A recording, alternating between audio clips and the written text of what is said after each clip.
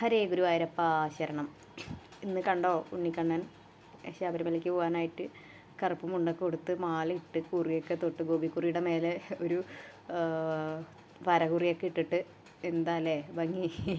ഈ കണ്ടിട്ട് അങ്ങോട്ട് ഇന്ന് രാവിലെ എപ്പോഴും ഞാൻ നന്ദൻപിള്ളയുടെ ചിത്രം കണ്ടിട്ടാണ് രാവിലെ ഉറങ്ങി എണീക്കാറുള്ളത്. മൊബൈൽ നോക്കരുതെന്ന് പറയും, പക്ഷേ എന്നിരുന്നാലും ഞാൻ ആദ്യം ഭഗവാനെ എന്താണെന്ന് ഭഗവാൻ എന്നോട് പറയുന്നത്, അല്ലെങ്കിൽ ഭഗവാന്റെ കുറുമ്പ് എന്താണ് എന്ന് നോക്കിയിട്ടാവും ഞാൻ ഉറങ്ങി എണീക്കുക. ഓക്കെ, അപ്പോൾ ഇന്നത്തെ ഈ ഒരു ചിത്രം കണ്ടപ്പോൾ എനിക്ക് ഭയങ്കര സന്തോഷമായി. ഉണ്ണീനെ പോയി വേഗം എടുക്കാൻ തോന്നി. മാലയിട്ട കുട്ടികളെ നമുക്ക് അങ്ങനെ തോന്നില്ല, ഒരു കൗതുകം തോന്നില്ല, അതുപോലെ തോന്നി. അപ്പോൾ വൃശ്ചികം പുലരാണ്. ഹൈന്ദവ വിശ്വാസികൾക്ക് ഇനി വ്രതാനുഷ്ഠാനങ്ങളുടെ ശരണം വിളികളുടെ 41 ദിവസത്തെ മണ്ഡലകാല സവിശേഷ പുണ്യ ദിനരാത്രങ്ങൾ. മണ്ഡലകാലം വൃശ്ചികം 1 മുതൽ ധനുമാസം 11 വരെ. ഈ 41 മണ്ഡലകാല ദിവസത്തിന് ചില പ്രത്യേകതകൾ പറയാനുണ്ട്. എന്തുകൊണ്ടാണ് ഇങ്ങനെ 41 ദിവസം എന്ന്, അതെന്താണെന്നാണ് നോക്കുക. 12 മാസങ്ങളുള്ള ഒരു സൂര്യവർഷത്തിൽ ആകെ വരുന്ന 365 ദിനങ്ങളും ചാന്ദ്രവർഷത്തിൽ വരുന്ന 324 ദിവസങ്ങളും തമ്മിലുള്ള വ്യത്യാസമാണ് ഈ 41 ദിവസം എന്ന് പറയുന്നത്. 4 എന്നത് ശംഖ് ചക്ര ഗദ പത്മധാരിണിയായ മഹാവിഷ്ണുവിനെ പ്രതിനിധീകരിക്കുന്നു എന്നും പറയുന്നു. മഹാദേവനെയും 1 എന്നത് മഹാദേവനെയും പ്രതി, അത് 41 4 1, അത് 4+1 അല്ല. 4 എന്നത് ശംഖ് ചക്ര ഗദാ പത്മധാരിയായ മഹാവിഷ്ണുവിനെയും 1 എന്നത് മഹാദേവനെയാണ് പ്രതിനിധീകരിക്കുന്നത്. 2 ദേവന്മാരുടെയും അംശാവതാരമായ കലിയുഗവരതനാണ് സ്വാമി അയ്യപ്പൻ. 4ഉം 1ഉം ചേർന്ന സവിശേഷതമായ പ്രധാനമായ 41 ദിവസം എന്ന് പറയുന്നത്. വ്രതമെന്നാൽ സവിശേഷമായ ഒരു തരം ഋതമാണെന്ന് തന്നെ പറയാം. അതെ, ജീവിത യഥാർത്ഥങ്ങളെ ശരിയായ പാളത്തിലാക്കുന്ന സന്മാർഗ ദിശയിലേക്ക് തിരിച്ചുവിടുന്നതിനുള്ള വിവിധ രീതികളുള്ള മഹനീയമായൊരു താളക്രമമാണ് ഇത്. നാം ജീവിതത്തിൽ അറിഞ്ഞും അറിയാതെയും ശീലിച്ചു പോയ പലതരം ദുശീലങ്ങൾ മാറ്റി നല്ല രീതിയിലുള്ള ഒരു പരിവർത്തന പ്രക്രിയ, ശുദ്ധീകരണ പ്രക്രിയ, ശരീരമാകുന്ന സ്വക്ഷേത്രത്തിൽ നടത്തുന്ന ജീർണോദ്ധാരണ നവീകരണ കലശ പ്രക്രിയ, സത്യമായ ചിട്ടയായ നന്മകളായ ജീവിത താളക്രമങ്ങൾ സ്വതമേ സൃഷ്ടിച്ചെടുക്കുന്ന ഒരു രീതിയാണിത്. പഠിച്ചു വച്ച തെറ്റായ ശീലങ്ങൾ, ദുശീലങ്ങൾ നേരായ തലത്തിലേക്ക് തിരിച്ചുവിടാൻ ശരിയായി ഒരു മാറ്റം എടുക്കുക എന്നുള്ളതാണിത്. ശരീരക്ഷേമത്തിന് മരുന്ന് സേവ ചെയ്യുന്നത് പോലെ നല്ല മനസ്സിന് വേണ്ടിയുള്ള നിയതമായ ചില നിശ്ചിത രീതികളാണിത്. ചിട്ടയായ സമയ ക്രമപാലനമാണിത്. സ്വാത്വികമായ താള ക്രമമാർഗമാണിത്. ജീവിതം സാധ്യമാകാൻ എല്ലാ അർത്ഥത്തിലും ഗുരു ഉപദേശ രൂപേണ സ്വതമേ അനുഷ്ഠിക്കുന്ന ആചാര അനുഷ്ഠാന കർമ്മരീതിയാണിത്. മണ്ഡലകാലത്തിന് നമ്മുടെ ശാസ്ത്ര രീതിയായും ദൈവികമായും ജ്യോതിഷപരമായും വിശ്വാസപരമായും ഏറെ സവിശേഷതകളുണ്ട് പറയാൻ.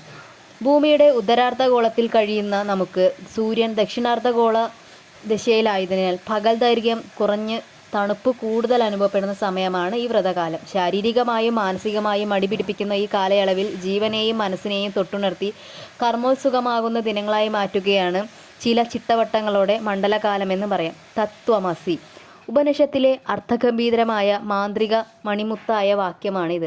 എത്ര അറിവ് നേടിയാലും എത്ര വ്യാഖ്യാനിച്ചാലും മതിവരാത്ത അർത്ഥതലങ്ങൾ, തത്വ സംഹിതകൾ ഈ ഒരു ചെറിയ മാന്ത്രിക വാക്യത്തിൻ്റെ വളരെ ആഴത്തിൽ ഒളിഞ്ഞിരിക്കുന്നു.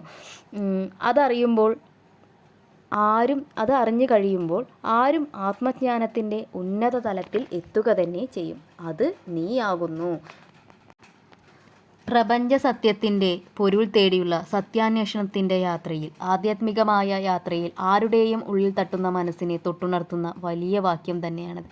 അയ്യപ്പമുദ്ര, രുദ്രാക്ഷമാല, തുളസിമാല എന്നിവ മാലയോട് ചേർത്ത് കറുപ്പുടുത്ത് വ്രതശുദ്ധിയോടെ ജീവിതത്തിൽ ഇന്നുവരെ ചെയ്തു പോകാവുന്ന സകല പാപപുണ്യങ്ങളെയും ഇരുമുടിക്കെട്ടായി ശിരസിലേറ്റി കല്ലും മുള്ളും ചവിട്ടി കാടും മേടും താണ്ടി ജീവിത വഴിയിലെ പടി 18 കയറി ഭഗവാന്റെ കാൽക്കൽ സമർപ്പിച്ച് ജീവാത്മാവും പരമാത്മാവും ഒന്നാണെന്നുള്ള സത്യത്തിൻ്റെ മോക്ഷപ്രാപ്തിയുടെ ലക്ഷ്യപ്രാപ്തി തേടിയുള്ള മഹനീയ തീർത്ഥയാത്ര, മോക്ഷ മലയാത്ര, ആത്മീയ വനയാത്ര.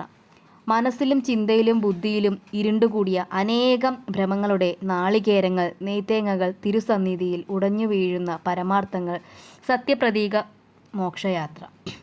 ലോക സമസ്ത സുഖിനോ ഭവന്തു. ആർഷഭാരത സംസ്കൃതിയുടെ ആഗോള പ്രശസ്തമായ ആപ്തവാക്യം.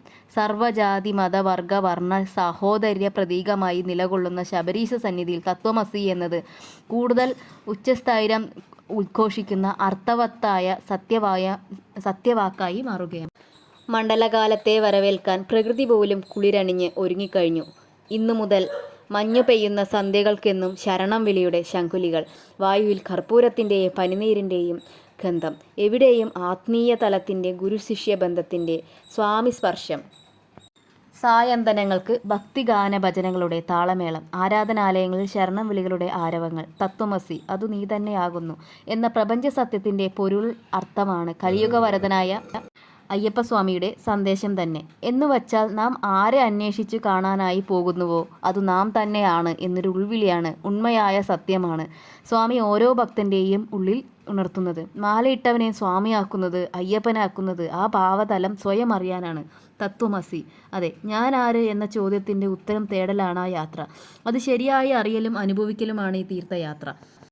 മാലയിട്ട് വ്രതമെടുക്കുന്നവർ സ്വാമി തന്നെ, അയ്യപ്പൻ തന്നെ. അവൻ്റെ മുമ്പിൽ കാണുന്നതെല്ലാം ആ സ്വാമി തന്നെ. എല്ലാം ഒന്നാണെന്നും രണ്ടെന്ന വകഭേദമില്ലെന്നും വിഭാഗീയമായ ചിന്ത ലവലേശം ഇല്ലെന്നും ഉള്ളതാണ് അദ്വൈത ദർശന മാർഗത്തിന്. അതിൽ പകരം മഹത്വം വേറെന്താണ്? സ്വാമിയും നാമധാരിയും ഇവിടെ ഒന്നു തന്നെ. ഭഗവാനും ഭക്തനും ഇവിടെ ഒന്നു തന്നെ.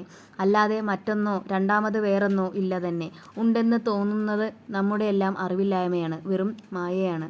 അദ്വൈത പൊരുളാണ് അയ്യപ്പൻ.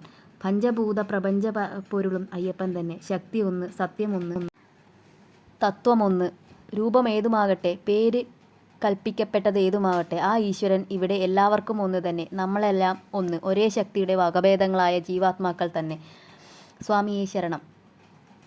എല്ലാ ഭക്തർക്കും മണ്ഡലകാല വ്രതാശംസകൾ. സ്വാമിയെ ശരണമയ്യപ്പ. ലോക സമസ്ത സുഖിനോ ഭവന്തു.